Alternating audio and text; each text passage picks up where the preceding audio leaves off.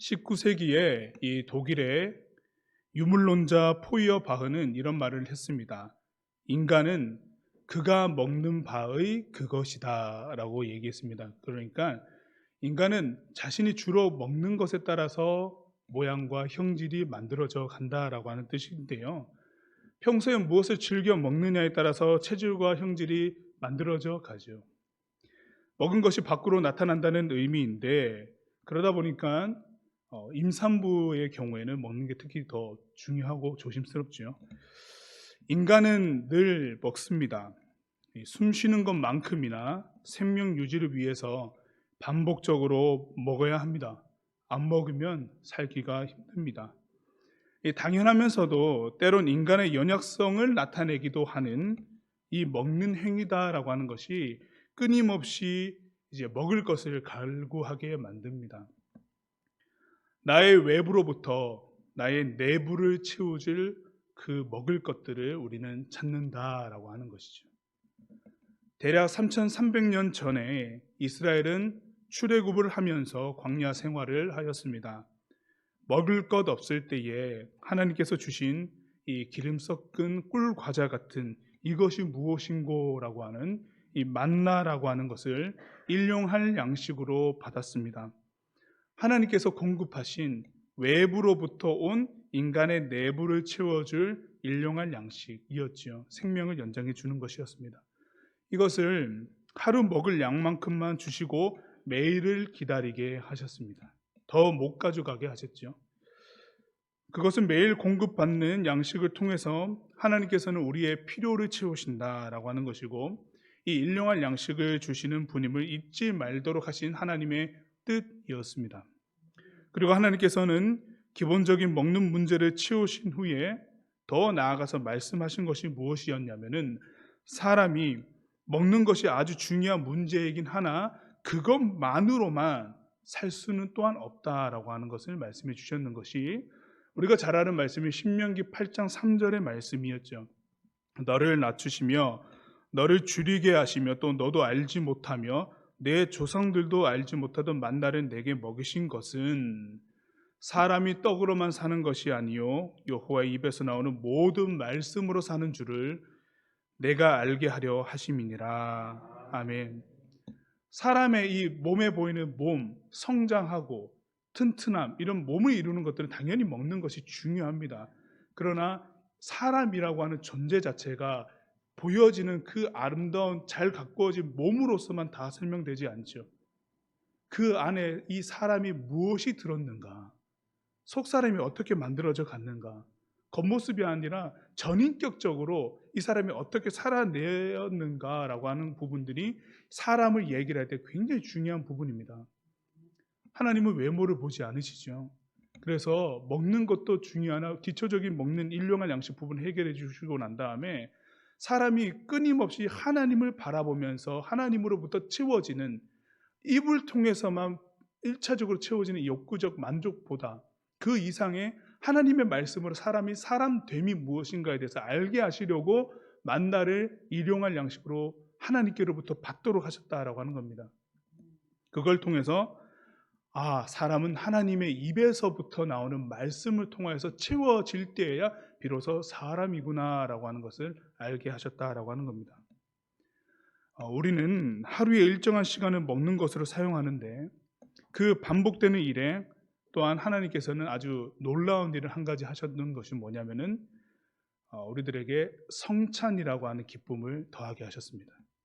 예수님께서 자신을 내어주신 사랑을 인간의 먹는 행위의 의미를 두시면서 성찬을 베푸셨거든요.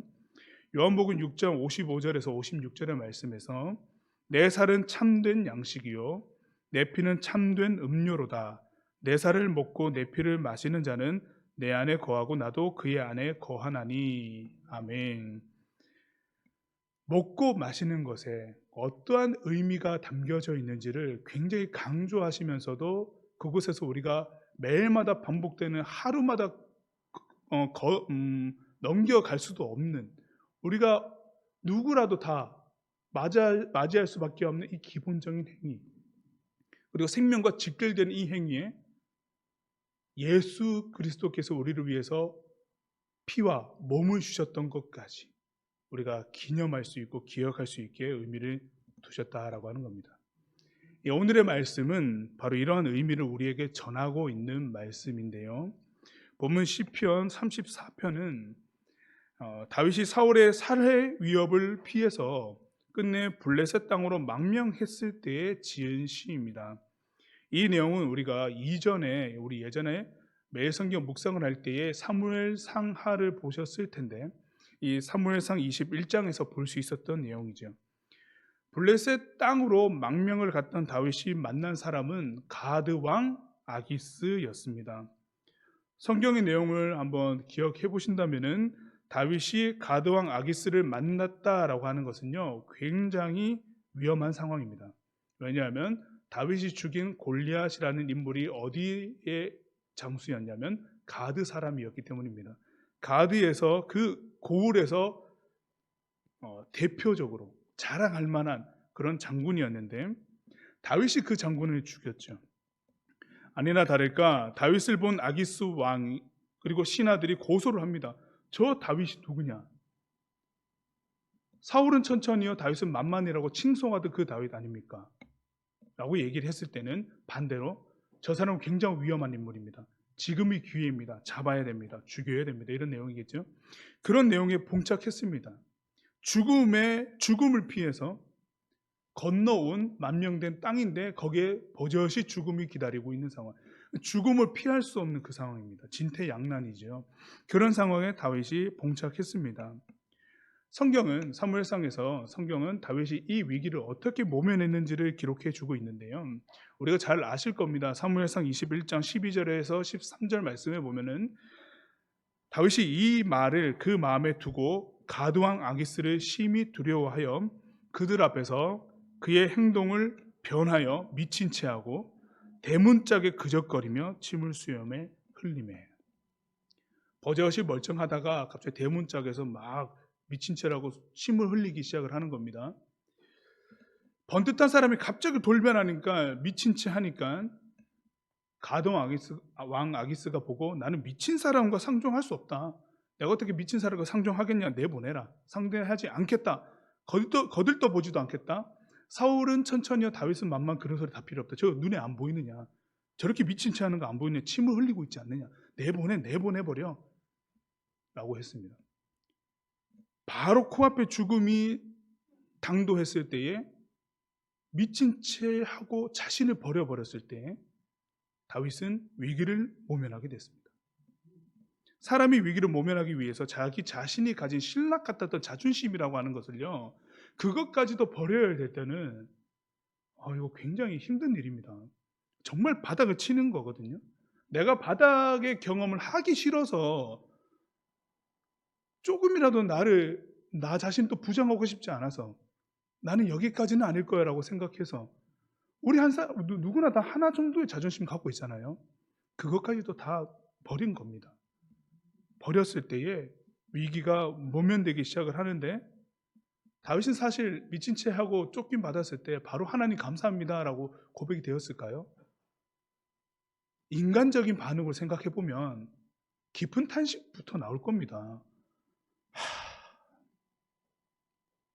가드왕 아기스 앞에서 저 골리앗까지 쳐 죽였던 나, 만군의 하나님 이름으로 나아가서 가드의 자랑이었던 하나님을 대적하는 그 군대 장관까지도 내가 죽였던 나인데 이 사람 앞에서 이렇게나 작아진, 상종 자체도 하기 싫은 이런 사람이 순간 되어버린 나, 하나님 앞에서도 아니었고 하나님의 이름을 모독하던 저 대적 앞에서 이토록이나 자존심을 버려야 됐던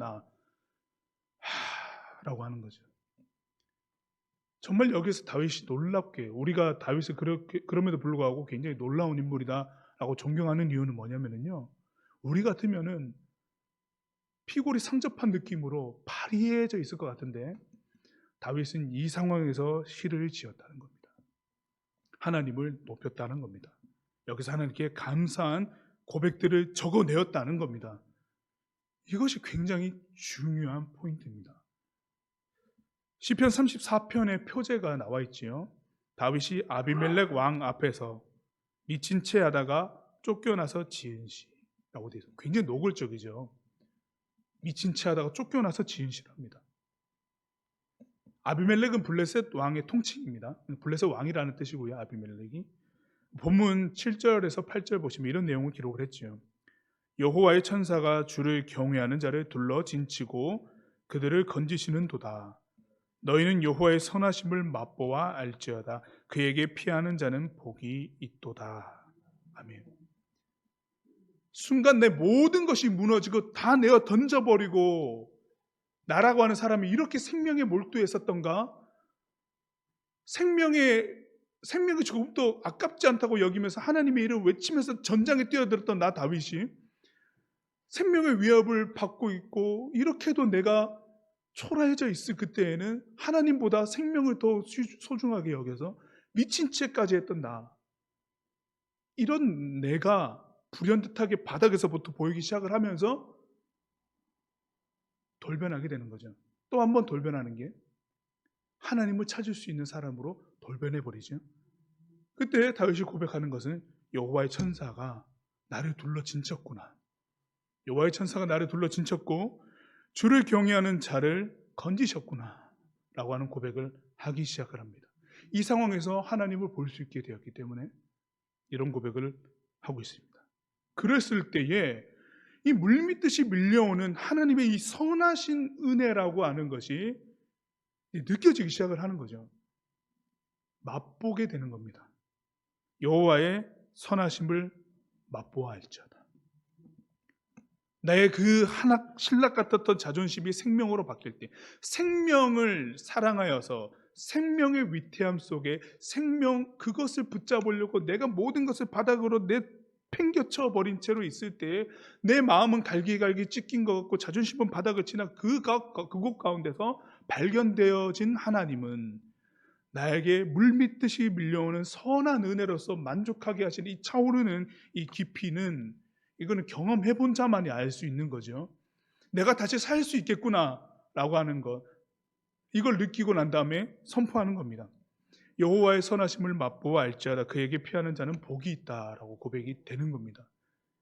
자신의 생명을 지켜주신 하나님만 이제 보게 되는 거죠. 깊은 수렁에서 건져주신 하나님께 감사했습니다.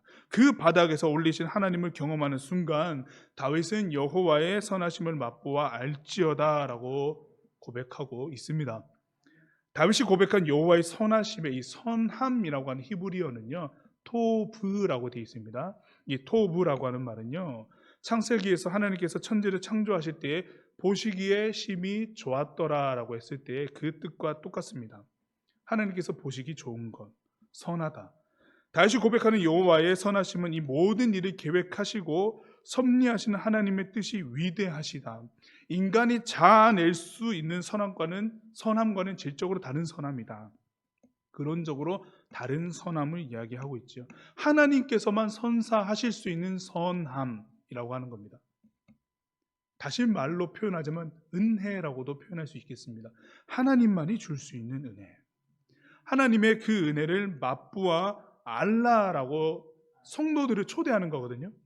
여러분들도 함께 이 여호와의 선하심을 맛보아 이 은혜에 참여합시다 라고 하는 겁니다. 다윗은 이 맛을 느낀 자로서 일순간 가장 큰 행복을 누렸을 겁니다. 가진 것 하나도 없었잖아요. 사실은 망명한 사람이고 누구도 신분을 보장 못 해주고 맨 끝에 다윗이 얻었던 신분의 위치는 뭡니까? 미친 사람이었습니다. 그 상황에서 반대로 하나님의 큰 행복을 누리는 상황, 이 아이러니한 상황 느껴본 자만 알 수 있겠죠. 이 선하심을 맛보아 알지어다라고 얘기하고 있습니다. 혼자만의 즐길 것이 아니라 이 행복의 성도들을 초대하면서 그렇게만 선포하고 끝난 것이 아니라 이 하나님의 선하심을 맛볼 수 있는 방법을 바로 다음 절에 소개를 해주고 있어요.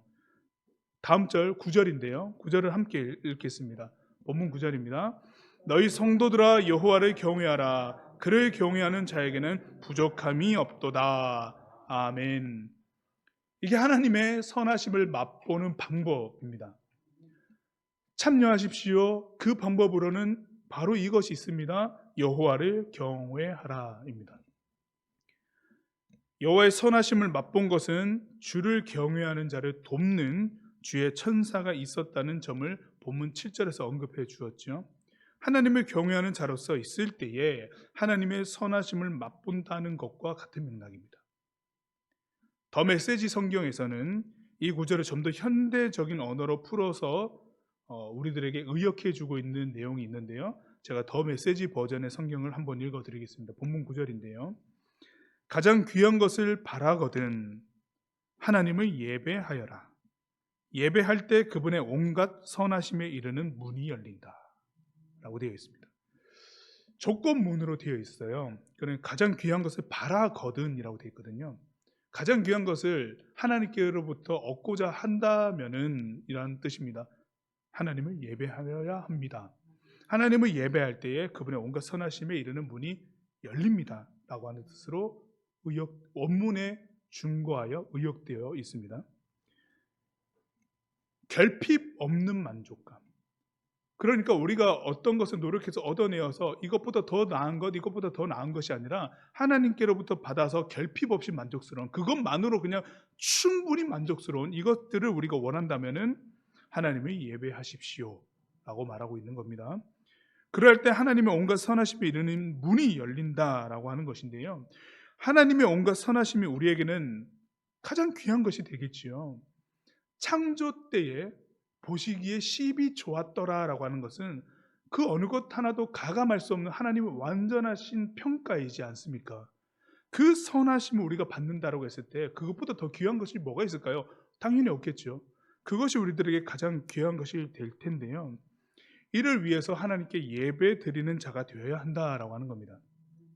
우리는 지금 또 예배 드리고 있습니다. 그렇죠? 맞습니다. 의심할 여지가 없는데, 그러나 한 가지 우리는 자신에게 질문을 해 보아야 합니다. 그리고 저도 그렇습니다. 나는 지금 어떤 내용을 가지고 예배하는가? 다시 말해서 나는 지금 어떤 신앙 고백으로 예배하고 있는가? 이 질문을 해야 됩니다.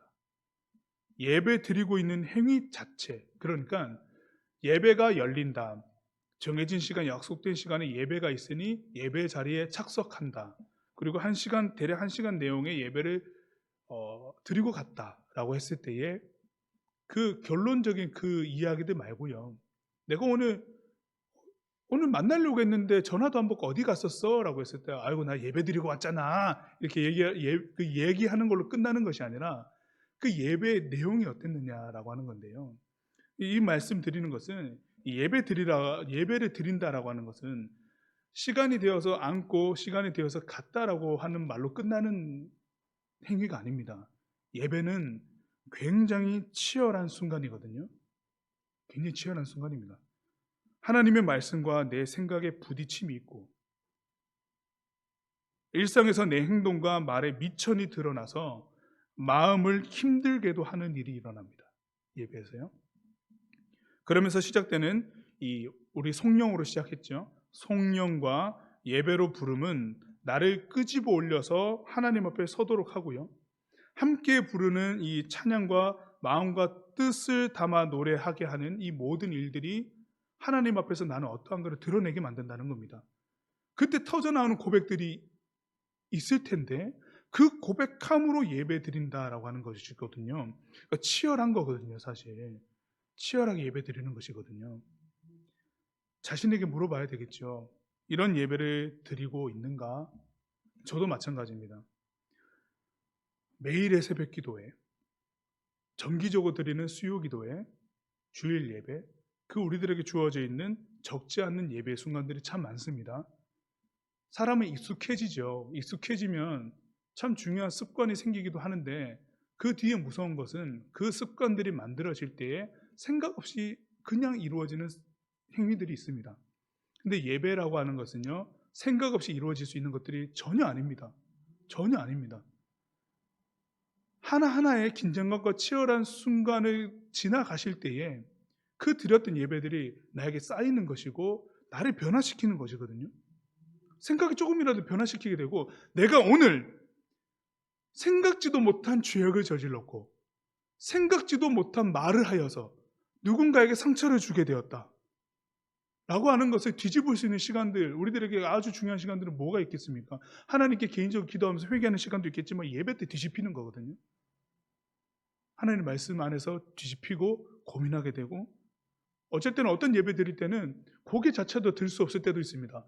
내가 이렇게 죄인 같아가지고 고개 못 들고 있을 때도 있습니다. 조는 게 아니라 골몰하면서 고개 숙이고 있을 때도 있는 겁니다. 왜냐하면 치열한 순간이거든요. 하나님 앞에 내 마음을 내어보니까 나라고 하는 사람이 얼마나 잘못된 일들이 있었던가라고 하는 것들, 그 경중에 따라서 그 무게는 엄청 달라지기 시작하고 예배드릴 때 표정과 자세가 달라집니다. 이런 치열한 예배,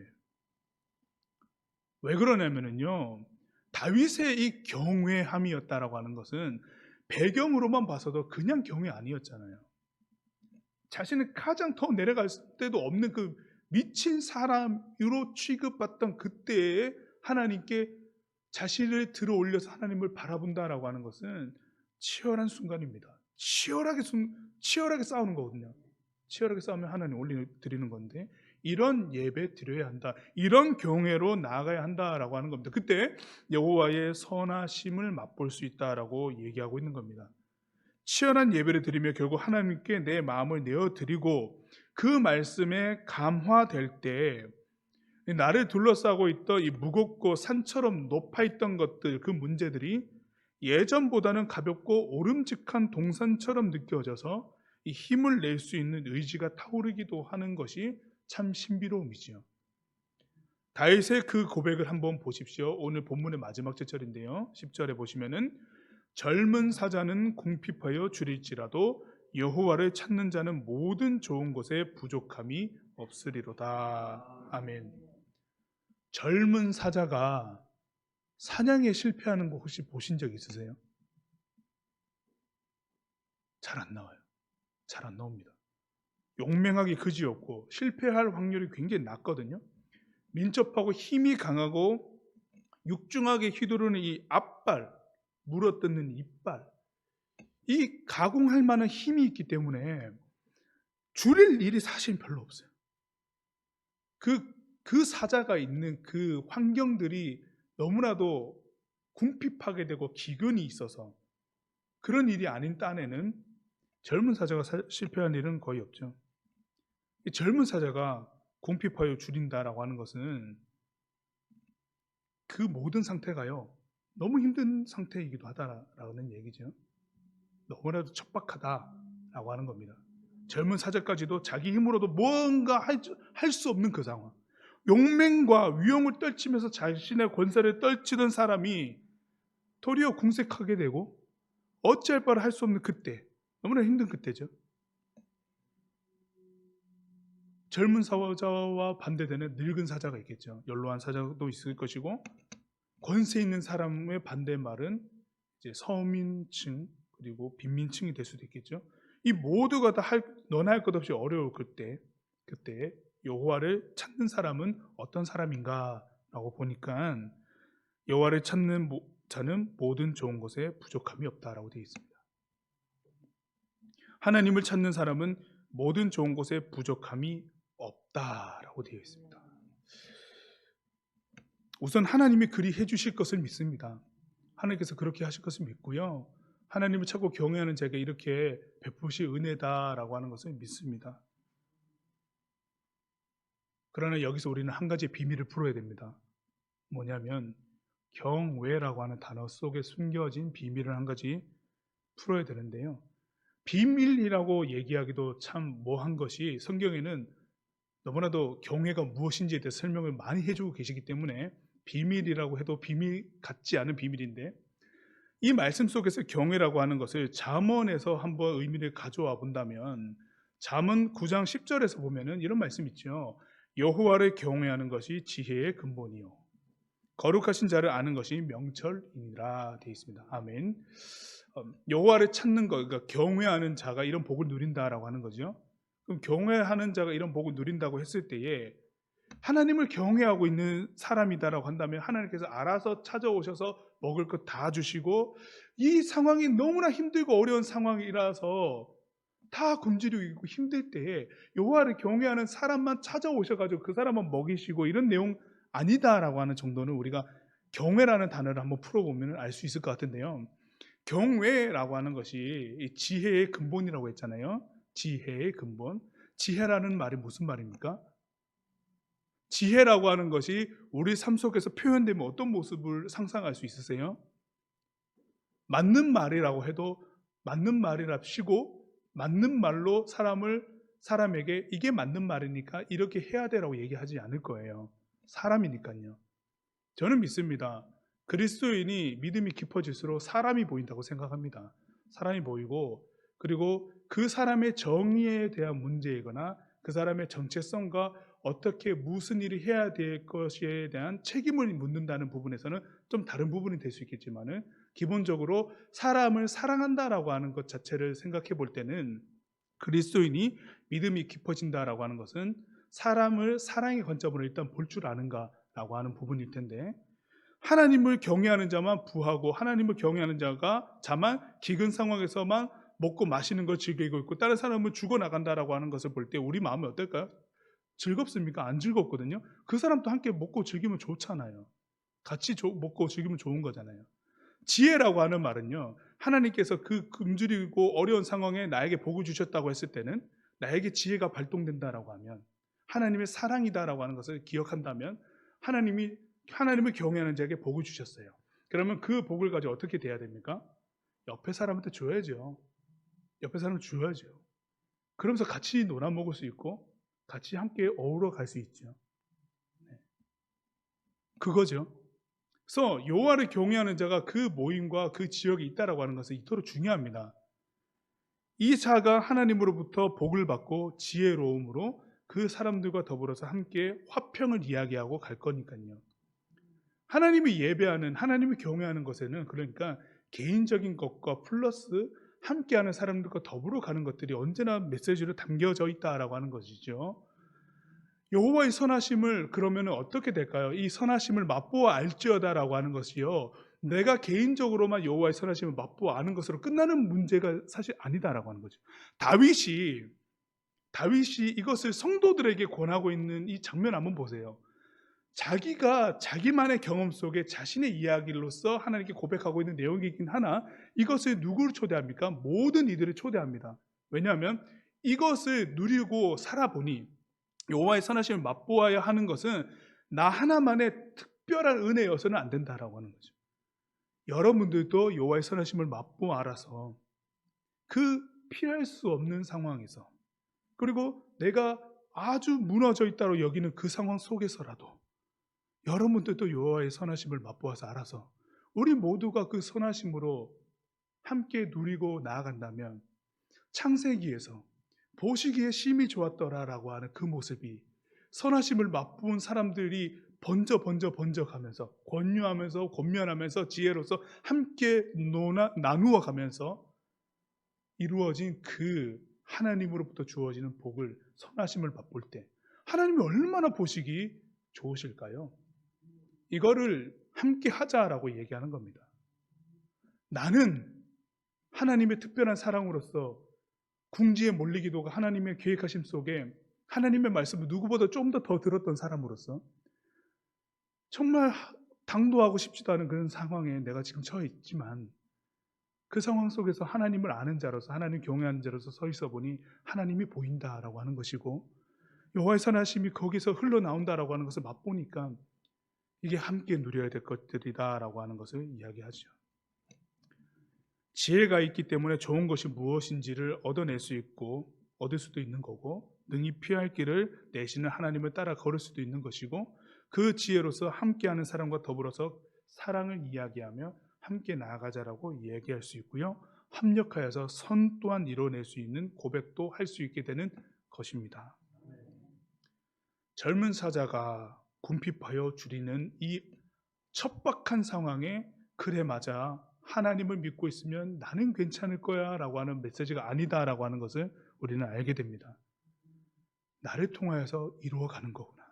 그러면은 그 은혜를 받은 사람은 그 사람도 나를 통해서 이루어져 가는 것이구나 라고 하는 겁니다. 여호와의 선하심이 우리 각 사람에게 맛보아지기를 간절히 소망합니다. 여호와를 경외하는 것이 방법입니다. 그 경우에는 지혜의 근본이요. 그 지혜의 근본으로서 우리 삶 가운데 나타나는 것은 사랑으로서 나타난다라고 하는 것이고, 하나님은 나 혼자만 잘 살으라고 하시는 분이 아니라 하나님을 더 아는 사람일수록 함께 있는 사람과 더불어서 보시기에 좋도록 하도록 우리들에게 은혜를 주신다라고 하는 것을 기억합시다. 다윗이 바로 이러한 고백으로 하나님의 선하심을 맛보았습니다. 우리 모두가 다 그 선하심을 맛보는 성도 되기를 주님의 이름으로 축복합니다. 아멘. 우리 함께 기도하겠습니다. 하나님, 주를 경외하는 자를 지키시고 선하심을 맛보게 하심에 감사드립니다. 이것이 우리의 지향할 바가 되어 말씀에 부딪혀가며 마음과 뜻을 다해 찬양하는 치열한 예배 드리게 하시고, 어떤 상황에도 건지시는 하나님의 부족함 없는 복을 경험하게 하시되, 우리뿐만 아니라 더불어 살아가는 모든 자들을 바라볼 수 있도록 인도하여 주옵소서.